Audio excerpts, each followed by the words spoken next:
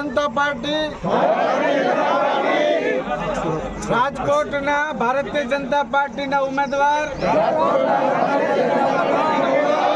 Parshottam રૂપાલાની ticket રદ નહીં કરે તો ભારતીય જનતા પાર્ટીના વિરુદ્ધમાં મતદાન કરશું. અન્ય લોકોને કરાવવા માટે પૂરો પ્રયત્ન કરીશું અને અમારા મહિલાઓના અસ્મિતાના માટે જરૂર પડે પૂર્ણ રીતનો સંઘર્ષ કરીશું. જય ભવાની.